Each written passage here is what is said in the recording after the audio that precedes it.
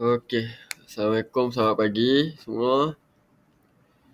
Waalaikumsalam warahmatullahi Semua ada ke hari ni? Ke ada yang tak ada? Ada.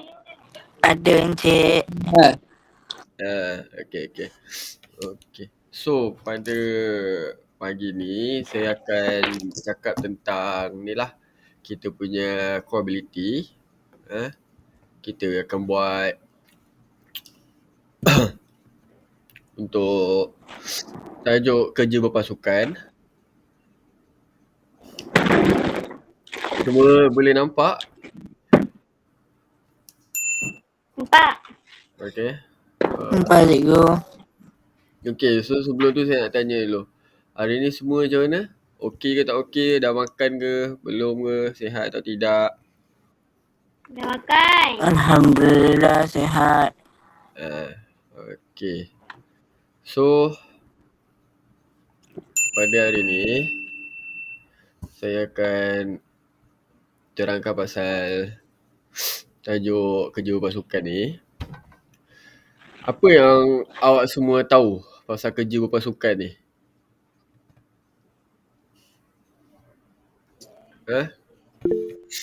Bekerja dalam kumpulan. Kerja dalam kumpulan yang Kerja lain? sama. Yang lain apa lagi yang faham? Kerjasama. Kerjasama. Okey. So, kerja berpasukan ni dia adalah orang kata benda yang saya rasa semua orang dah lalui. Semua orang tahu sebenarnya apa kerja berpasukan ni, kan. Kadang kita pergi aktiviti apa-apa ke, aktiviti yang kena buat secara berpasukan, satu kumpulan apa semua, kan. So itu pun dah dikira sebagai kerja berpasukan. Okay. So, ada tak yang pernah buat kerja berpasukan ke, ataupun ada yang tak pernah buat kerja berpasukan? Nah, Nah, okay. So kalau kata kita buat kerja berpasukan, apa benda yang kadang tu kita rasa susah bila buat kerja berpasukan ni? Ataupun cabaran lah bila buat kerja berpasukan? Boleh bagi tahu kat saya salah satu? Kumpulan tak nak bagi kerjasama. Okay, faham. Okay, tu memang orang kata biasa terjadi lah. Kita buat kerja berpasukan, ada jenis yang orang kata kadang tu dia introvert ke apa ke, ataupun dia tak kena dengan circle dalam kumpulan tu, dia akan jadi pendiam ataupun dia tak campur dengan orang apa semua, kan. Okay, benda tu memang biasa jadi.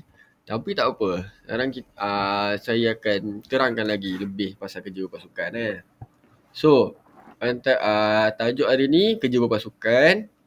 Dia punya antara topik pengajaran hari ni ataupun tujuan pengajaran hari ni. First sekali saya akan terangkan teori konsep kerja berpasukan dulu.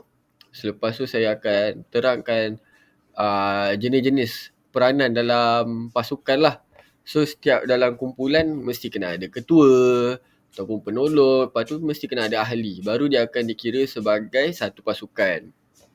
Okay. Sekejap Okay. So, pada pagi ni saya nak tanya dulu. Apa yang agak-agak korang faham lah bila berlaku situasi. Kalau apa kebaikan dan apa keburukan kalau contoh bekerja dalam kumpulan ni. Bagi saya kebaikan dulu. Apa kebaikan kalau kita buat aktiviti dalam kumpulan ni? Allah. Apa dia?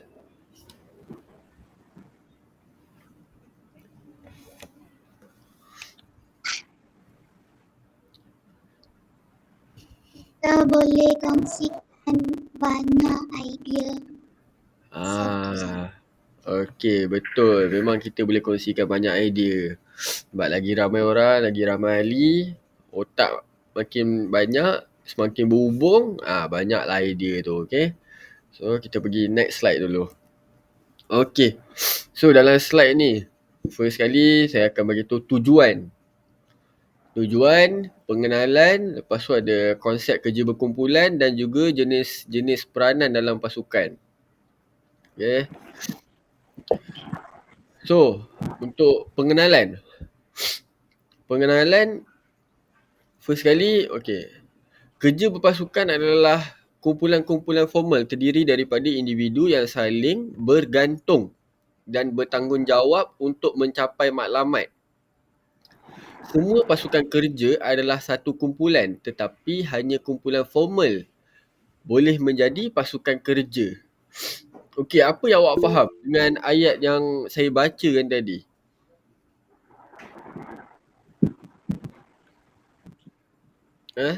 Seorang tolong? Apa yang awak faham?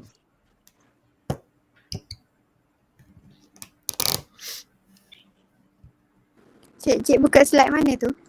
Sebab sini keluar slide yang tajuk depan tu je.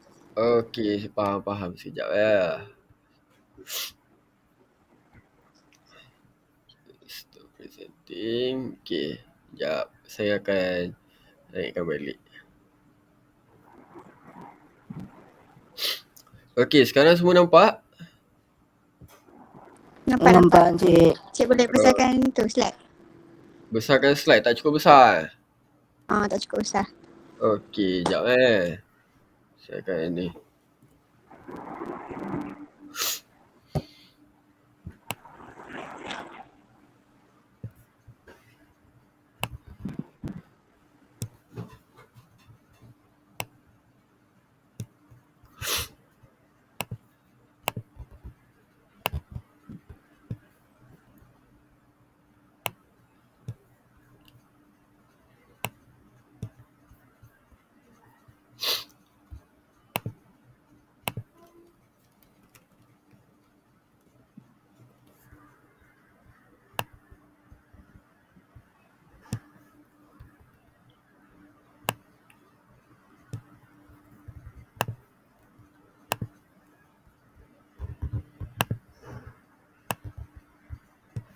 Sekarang dekat anda semua keluar slide yang mana? Ke tak ada? Tak ada slide. Tak ada slide. Okey, tak apa. Sekejap.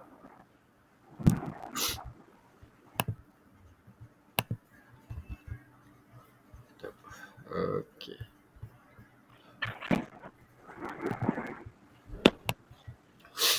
Okey, standby.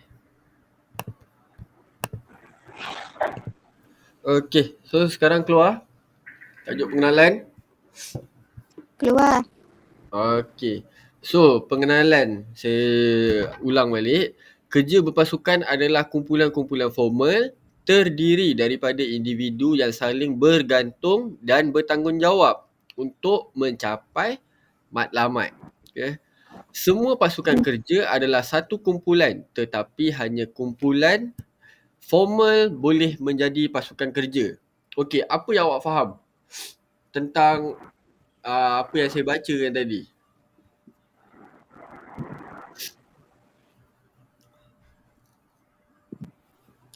Seorang? Ke semua belum faham lagi? Masih berfikir? Belum faham Cik. Okey. So yang dia masukkan dekat sini, semua orang boleh diletakkan sebagai satu kumpulan. Tapi tak semua kumpulan tu boleh bagi kerjasama yang sepenuhnya untuk capai satu matlamat tu.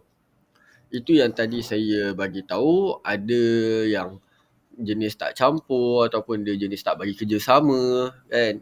So kalau kata semua bagi kerjasama, itu boleh menjadikan dia adalah satu pasukan kerja. Pasukan kerja ni bermaksud semua orang dia tahu tanggungjawab dan juga apa matlamat kumpulan tu, apa yang satu kumpulan tu nak capai. Okay. Alright. So saya pergi ke slide seterusnya. Bergerak tak slide saya dekat anda semua? Gerak. Gerak. Okay, so point nombor 1, macam tadi saya dah bagi tahu ada konsep kerja berkumpulan. Okay, bila kata konsep kerja berkumpulan, pasukan yang baik membolehkan setiap ahli bertindak lebih daripada sebagai individu ataupun keputusan yang lebih baik dan lebih cepat dapat dibuat. Yang kedua, menghasilkan idea-idea lebih inovatif dan keputusan yang lebih baik. So, dekat sini macam kaitkan dengan pengenalan yang tadi, sama. Dia adalah sesuatu yang bukan satu individu sahaja yang lakukan. Bila sebut sebagai kerja berkumpulan adalah aktiviti yang dilakukan secara berkelompok ataupun ramai-ramai, bukannya satu orang, satu individu. Kalau jadi macam tu, dia bukanlah sesuatu yang dikatakan sebagai kerja berkumpulan. Ataupun kerja berpasukan. So, dekat sini, bila saya bertanya, awak buka mic. Untuk sebelum ni, saya takut nanti ada yang tak fokus ataupun terganggu. Boleh je tutup mic dulu. Tak ada masalah. Saya bagi kebenaran.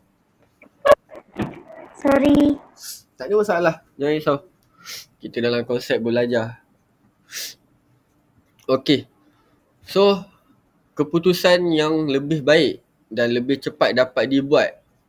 Kenapa dia dikatakan sebagai yang berikut?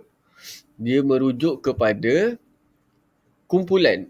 Bila banyak sumbangan idea baru ataupun yang diguna pakai semula, ataupun benda ni lebih kepada kadang tu pengalaman diri masing-masing. Sebab kita tak tahu setiap ahli kumpulan kita ni background dia macam mana. Kadang tu dia lebih berpengalaman apa semua kan. So bila buat satu aktiviti kerja berkumpulan ataupun kerja berpasukan, dia ada banyak pengalaman melakukan kerja-kerja tersebut. So dia lebih tahu. Bila ada masalah macam ni, ataupun contoh kita buat satu game. Apa cara untuk kita selesaikan dengan cepat. So banyak sumbangan idea apa semua. So itu dah cover macam apa daripada explanation saya cakap tadi, awak dah cover 2 poin yang di bawah. Dari segi keputusan dengan juga menghasilkan idea. Sama. Banyak idea, banyak ahli, akan jadi lebih cepat untuk awak semua dapat selesaikan sesuatu masalah dari segi aktiviti berkumpulan ataupun kerja berpasukan. So kita tahu bila kita masuk mana-mana tempat kerja ataupun tak payah cakap tempat kerja. So waktu kita berada di college, universiti ataupun sekolah, baik pun tadika ke apa pun, kita akan dah diajar untuk buat kerja secara berkumpulan ataupun berpasukan. Aktiviti sukan ke apa ke, memang kita akan dah buat benda tu secara berkumpulan. So sama. Benda ni biasanya saya rasalah semua orang tu mesti dah merasa dah, tak pernah satu orang tu tak pernah langsung buat aktiviti berpasukan.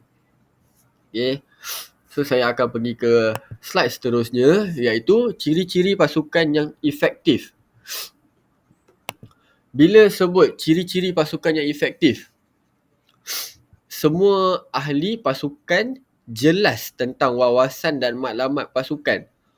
Apa yang dimaksudkan? Bila semua, sebab tu dia ada ketua, penolong dan ahli-ahli.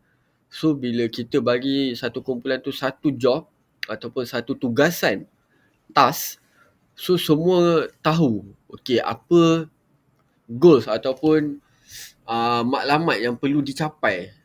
Akhiran pada sesuatu benda tu, apa yang dia nak capai. So semua ahli kena tahu dengan jelas. So baru diorang akan tahu apa kena buat, apa yang jangan buat, apa semua kan. Kedua, mengetahui apa yang diharapkan daripada setiap ahli yang lain. Kalau kat sini, of course, kita tahu kerja berpasukan yang diorang sangat-sangat nak apa dia? Teamwork. Kalau seorang ni tak boleh buat, orang lain perlu tolong bagi kerjasama. Mungkin orang A kurang bahagian ni, tapi dia dapat job tu. Orang B dia dapat job lain tapi dia lebih mendorong kepada job yang orang A dapat. So dia lebih berpengetahuan. Bila dia lebih berpengetahuan, dia boleh bantu orang A untuk selesaikan masalah tersebut. Sebab apa? Dia lebih berpengetahuan. Okey, kedua, tahu mengapa dan apa yang mereka akan capai. Sama, kena tahu apa yang satu kumpulan tu nak capai. Okey.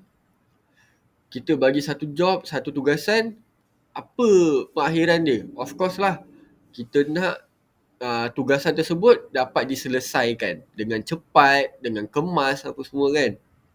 Okey, hubungan mantap antara semua ahli. Bermaksud dekat sini dia dah lebih merujuk kepada tak ada istilah tak bergaul, tak bercampur, semua tak ada bercakap antara ahli-ahli, tak kenal pun siapa. Kadang tu kita pergi aktiviti berkumpulan kan, kita tak tahu pun nama dia siapa, dia tu daripada mana, apa semua kita tak kenal.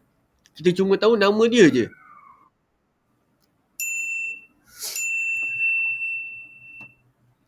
Okay. So, kita perlukan knowledge. Kita perlu background tu apa semua. Okay. Yang terakhir, interaksi yang berkesan antara ahli pasukan dan pengurus. Bermaksud, bila ada ahli, dia akan merujuk pada siapa kalau ada berlaku sesuatu masalah ataupun dia nak bertanya untuk aktiviti secara kerja berpasukan. So, dia akan bertanya pada ahli-ahli yang lain dan juga pengurus. Dekat sini dia tak boleh dikatakan, kalau bahasa Inggeris dia panggil sebagai language barrier ataupun perbatasan antara sesuatu percakapan ataupun perhubungan. Okay. So kita tak boleh ada perbatasan disebabkan orang ni adalah sebagai pengurus, dia tak boleh bercampur ataupun bergaul dengan ahli-ahli, tak boleh. Semua kena bagi kerjasama, bagi pandangan dan idea ataupun perbincangan secara direct ataupun tidak, secara terus ataupun tidak. Okay. So ini membolehkan seseorang ahli dalam kumpulan kita boleh berbincang ataupun bertanya secara terus. Ni tak boleh dia panggil istilah bias. Bermaksud, okey, pengurus ni hanya suka pada ahli ni je. So, setiap ahli yang lain kalau nak bertanya pada pengurus, kena minta ahli ni yang tolong tanyakan. Tak boleh macam tu. Ini dia kena buat benda tu, orang kata keseimbangan lah. Tak boleh istilah pilih kasih ke apa-apa. Okay. Kita slide seterusnya. Okey, jenis-jenis peranan dalam pasukan. Ini yang saya katakan tadi. So, setiap kumpulan mesti ada ketua kumpulan dan juga ada ahli kumpulan. Okey, so saya nak seorang baca untuk peranan sebagai ketua pasukan. Boleh? Seorang tolong baca.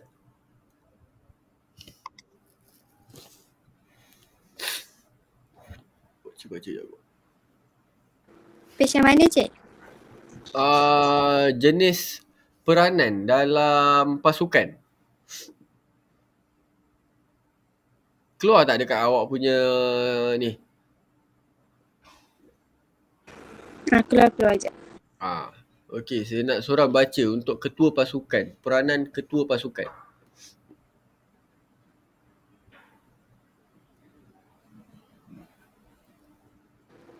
Peranan dalam pasukan sebagai ketua pasukan, menetapkan objektif pasukan. Yang kedua, bertanggungjawab ke atas strategi pasukan. Yang ketiga, mendapat dan menyusunkan sumber-sumber yang diperlukan. Yang keempat, memberi motivasi kepada ahli-ahli pasukan. Memantau prestasi pasukan, meningkatkan prestasi dengan membangunkan diri sendiri dan ahli-ahli pasukan. Dan yang terakhir, menonjolkan pasukan dan bertanggungjawab ke atasnya. Okey. So, dekat situ apa yang awak faham tentang dia menetapkan objektif pasukan, bertanggungjawab atas strategi tu apa semua kan. Okey, apa yang awak faham? Apa yang dia sebenarnya kena buat? Ataupun berat atau tidak tugasan yang dipikul oleh ketua pasukan ni sebenarnya? Berat sebab dia sebagai leadership, jadi dia kena kontrol semua sekali ahli pasukan. Ya, betul. Kan makin lama capai lah. Okey, betul. Terima kasih atas tadi. Okey. So itu sebagai ketua pasukan. Sekarang kita masuk sebagai ahli pasukan. So sebagai ahli kita kena sokong ketua pasukan kita dalam sesuatu tugasan tu lah, untuk melaksanakan sesuatu tugasan. Lepas tu kita kena bekalkan idea dan kepakaran mengikut kebolehan masing-masing. Bermaksud, okey, kita tak boleh nak anggap sebabkan dia sebagai ketua pasukan, dia boleh fikir untuk semua. Dia akan ada idea untuk semua. Tak boleh. Sebab macam saya cakap tadi, tak semua orang background dia sama. Mungkin orang ni boleh lead, dia jadi ketua, tapi dia tak semestinya dia tahu pasal semua benda. Okay? Ketiga, pelaksanaan strategi yang berkualiti tinggi. Okey.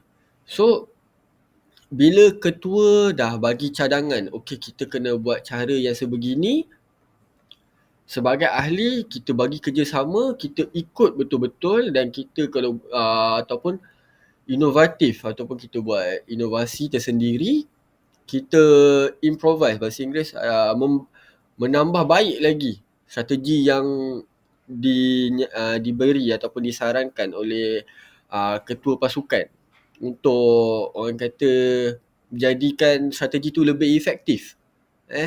Bila efektif, of course benda tu dah jadi sesuatu yang berkualiti tinggi.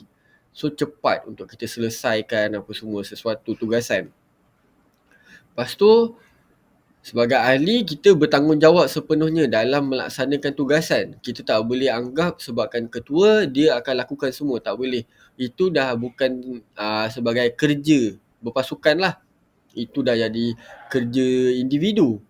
Okay. Lepas tu komitmen kepada maklumat pasukan. Kita dah ada satu maklumat atau impian ataupun kita tahu satu goal yang kita nak capai dalam sesuatu tugasan. So kita dah tahu maklumat tu, kita kena commit bagi orang kata kerjasama sepenuhnya. Tenaga kan, kalau kata contoh aktiviti tertentu perlukan tenaga, kita kena bagi full commitment untuk laksanakan, untuk capai maklumat tersebut. Lepas tu kerjasama rapat dan memberi sokongan kepada ahli-ahli pasukan. So kerjasama, perkataan yang pertama pun awak dengar, kerjasama. Kerjasama ni teamwork. Okay. So ni sama macam tadi saya cakap, bila seseorang ahli tak tahu dari segi aspek tertentu, kita sebagai ahli yang lain kena bagi kerjasama, membantu. Okay. Yang terakhir, mewujudkan budaya berpasukan yang sihat. So kita tak boleh, dalam sesuatu kumpulan, dia tak boleh ada istilah orang kata racist ataupun dia tak bercampur disebabkan ada perbezaan warna kulit, perbezaan agama ataupun perbezaan bangsa ataupun taraf seseorang tu. Okay? Kita tak boleh. Dan dia tak boleh ada sifat kenegerian ataupun yang lain-lain. Kita kena bercampur dengan semua. Itu baru akan mewujudkan budaya kerja yang sihat. Budaya kerja berpasukan yang sihat. Sebab apa kita tak nak, aku tak boleh campur dengan kau lah, saya tak boleh campur dengan awak.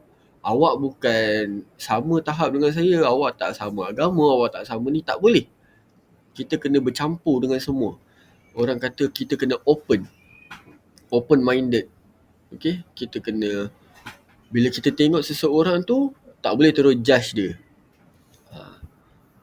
Okay, so untuk sekarang, ada apa-apa soalan ke apa ke? Kita dah sampai ke slide yang terakhir dah pun. Slide penutup. Ada apa-apa soalan? Saya open.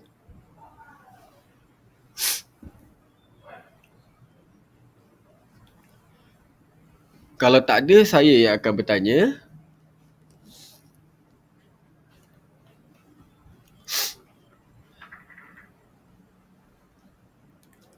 Pelajar-pelajar saya mana?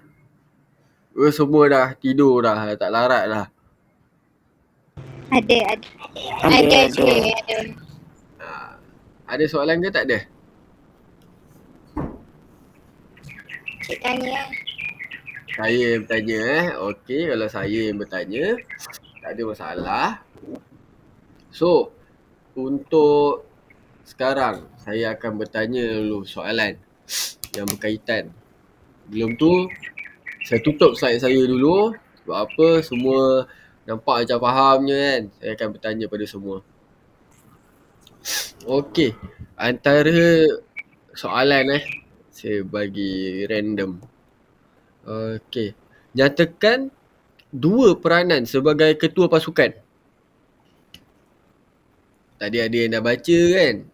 Okey, so sekarang nyatakan 2 peranan. Seorang untuk baca.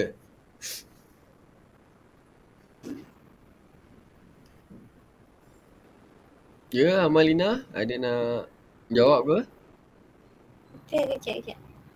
Oh ya. Problem sikit. Oh ya. Yang lain dulu. Yang lain dulu. Okey, Puva Neswari nak jawab ke? Okay. Memberi motivasi kepada ahli-ahli pasukan untuk mencapai matlamat, memastikan semangat pasukan sentiasa tinggi. Peranan ketua pasukan.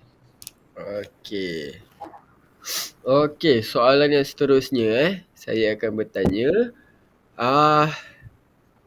Nyatakan konsep kerja berpasukan. Ini tadi antara yang awal slide saya. Okey. Apakah konsep kerja berpasukan? Tadi wanita, sekarang saya kalau boleh saya nak pelajar lelaki pula lah jawab. Konsep kerja berpasukan. Saya nak jawab. Okey, boleh. Jawab.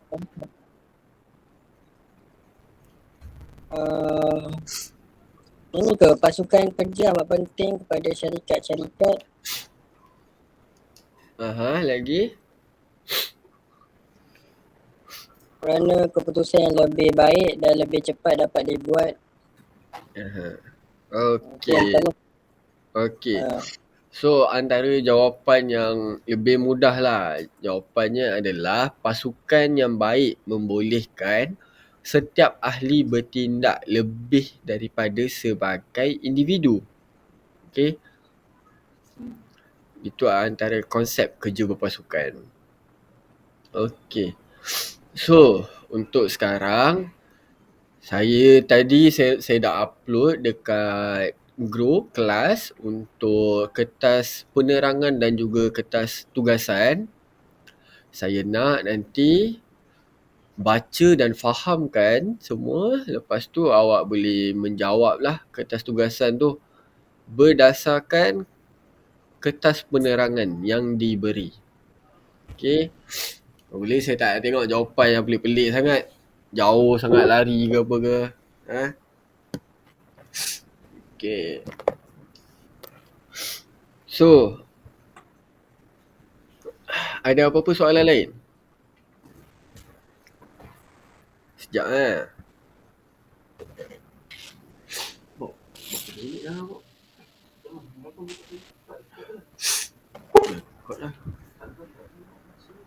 Tak. 39 minit dah. Okey, dengar. Maaf. Okey, so kalau tak ada apa soalan, saya akan tangguhkan kelas kita pada pagi ni. Dan untuk yang seterusnya, nanti kelas yang seterusnya kita akan masuk tajuk pada kesedaran etika di tempat kerja. Okey? Okey, so kalau tak ada apa dah, saya tutup dulu kelas kita. Alright. Terima kasih semua. Sama. Sama. Assalamualaikum, Cik. Waalaikumsalam. Terima kasih, Cik. Cik. Sama-sama. Okey, terima kasih.